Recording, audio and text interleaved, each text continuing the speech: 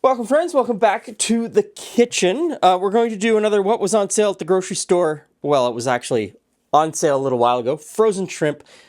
Bought a bunch of bags of frozen shrimp, put them in the freezer, and I've just been using them as we go along. We're going to make a Cajun-ish, Cajun-inspired, Cajun flavor shrimp and pasta dish in a cream sauce. But first we need to make a Cajun spice mix. And I'm going to be very careful about this. I looked at contemporaneously 2026. I looked at, what is today considered a Cajun spice mix. But when I go back into my cookbook collection, I have dozens of cookbooks that have Cajun recipes in them. They're either full-blown Cajun or have Cajun recipes in them from Louisiana in the 1890s to, say, World War One. Let's just say 1920. Most of those recipes don't share all of these flavor components in every recipe. They pick and choose parts here and there, and they're not putting in a Cajun spice mix. They're actually putting in the real components, or the not dried components, or the fresh components of what we've got here. And so not all of these feature in every Cajun dish in that time period. And what's very interesting in those books in the late 1890s, to a T, almost every one of those cookbooks laments the fact that the Cajun culture, Cajun cooking, is being lost or watered down by other people coming in and sort of grabbing components and claiming it. Already at that point, they knew that their culture was being diluted. So I'm very careful with this idea of being truly Cajun. It's not. It's just sort of tastes really good. and hanging the Cajun name on it kind of makes sense, because in 2026, people will go, oh, I know what I expect. I know what to expect from that. Anyway, with that explanation out of the way, let's make the spice mix. Okay, so I've got a piece of paper here with everything written down, because I've got 2, 4, 6, 8, 10, 12 different things going in this jug. So I've got red pepper flakes, salt, a chili powder, ground cumin. That is garlic powder, not garlic salt, garlic powder. Onion powder, not onion salt, onion powder. Parsley, basil, oregano, thyme, cayenne, and black pepper. If I can get the lid on, we'll just give that a shake. And there is the spice mix that we need. And there's more here than we need in today's recipe. Okay, I actually made the spice mix yesterday, and then, stuff happens, and I don't get around to doing what I had hoped to do. So it's a day later. So we've got our spice mix. We've got a pound of shrimp. And I'm going to mix a couple teaspoons of our spice mix in with the shrimp. Toss that in, get it fully coated. This shrimp is raw. I know it's pink. It is a type of shrimp that is pink when it's raw. Some of them are. Most recipes tell you to, it's cooked when it turns pink. It starts out pink. Okay, in this pot, I've got water that is coming up to a boil. Salted, it's ready for the pasta. This pan, I'm going to melt some butter so that we can saute the shrimp. Everything else is going to happen in this pan. Now, I'm using butter, but you could use any oil or fat that you like. I just like butter in this one. So we'll melt the butter. Shrimp looks great, so we'll get that over to the pan. And shrimp doesn't take long to cook at all. So we want to cook this, 70, 80% of the way. The rest of the cooking will happen in the sauce with the pasta at the end. And how long you cook your shrimp has changed over the years. Early cookbooks in the 17 and 1800s, they certainly tell you to cook it for a lot longer than you cook it now. But it doesn't take long. In fact, that's almost done. So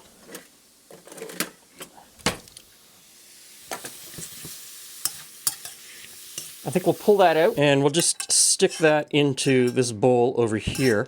Look at all that stuff on the bottom of the pan. Excellent. A little bit more butter in there. And I've got a couple of cloves of garlic here. I'm just going to crush those in, and we're just going to saute the garlic a little bit in the bottom of the pan.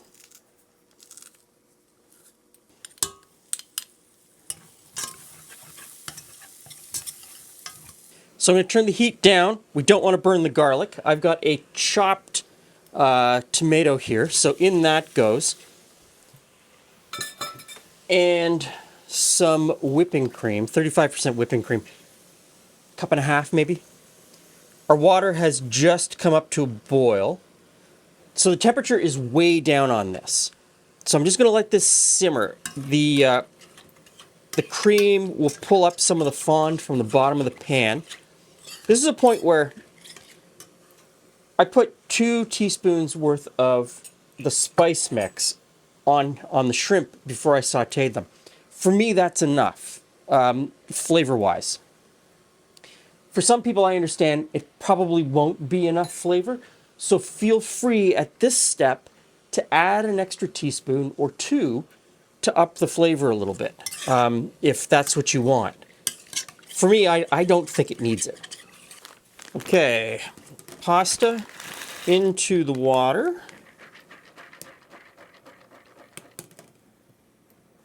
So I've got this pan on just kind of a low simmer.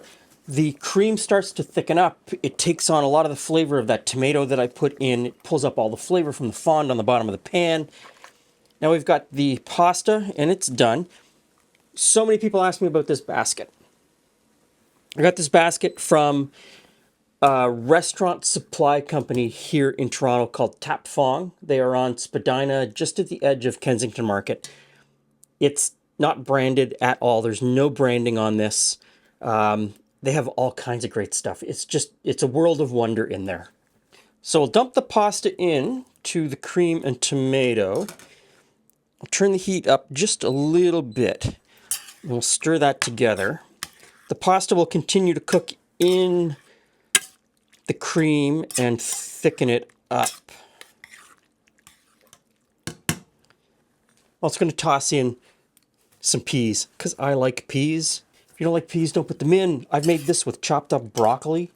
I've made this with a bunch of different green vegetables. Chopped up spinach, chopped up Swiss chard. I like something green in this dish. And maybe that's just me, but feel free to sort of play with the vegetable that you want to put in there, or not. Doesn't need to go in there. Next, I've got some pecorino. I understand that a lot of people will probably use a different hard cheese. Parmesan, definitely. Most people probably have Parmesan in their fridge. I like the sharp flavor of pecorino. But definitely a hard cheese, and the hard cheese will help also to thicken the sauce. And I never measure the amount of hard cheese that I put in. I just sort of shave it off until I think I've got enough, give it a stir and see if I need any more. And this microplane really shaves it fine so it melts right away.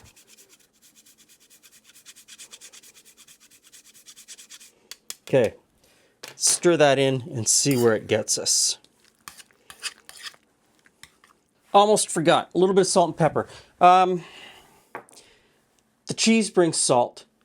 The water that comes over with the pasta brings a bit of salt as well. So give it a little bit of a taste and figure out how much salt you need to add. And a little bit of pepper. Probably strictly doesn't need the added pepper at this point because we've got this in there, and that is, which also brings some salt, and that should really keep our flavor good. Okay. Now, shrimp's still on the counter. Julie has not arrived home for dinner yet. So I'm going to keep this on super low, put a lid on it, and just sort of hold it until Julie gets home. Then I'll add the shrimp. Heat it up just a little bit to get the shrimp heated back through. finish the cooking on them, and we'll be ready to serve. Okay, Julie's car is in the driveway, so we will put the shrimp into the pasta. And we'll give that a stir, and we should be ready in just a couple of minutes.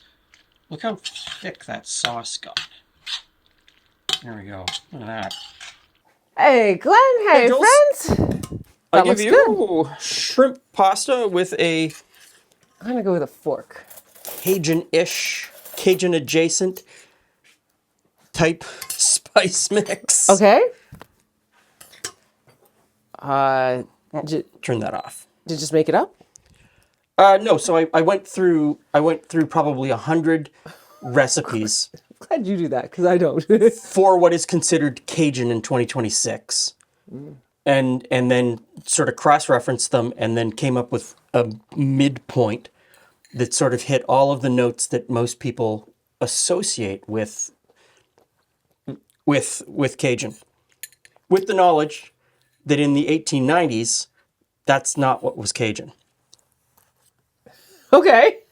Mm-hmm. Okay, so first of all, it's really good. It is really good. I don't know that I would ever, I don't have a flavor that I associate with Cajun. No, it's not part of, it's not really. And anytime I have it, it's different. Yeah. Which is what it should be. Which is what it really should be. Right? So I have no preconceived. Mm-hmm. But it just tastes great. It's got a nice bite to it.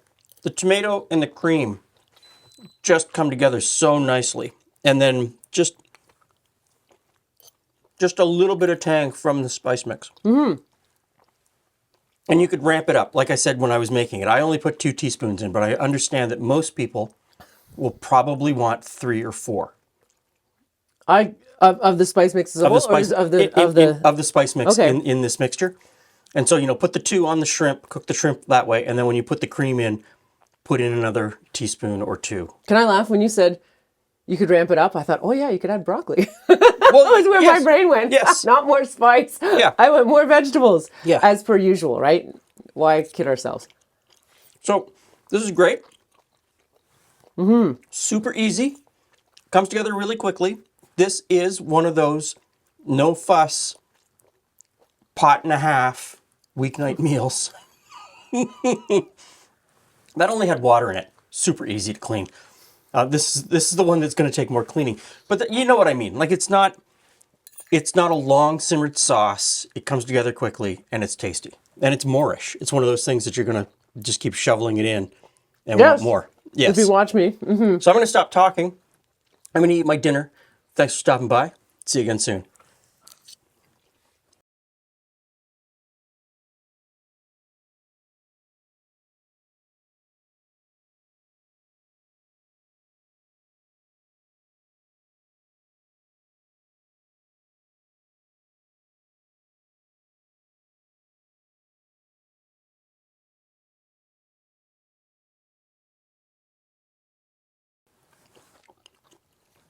Mm-hmm.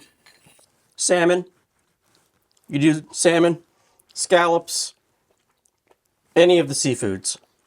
Yes. Any of the seafoods. Any of the fish or shellfish. Any vegetable that doesn't fall apart. Yeah. I'm still talking. I know.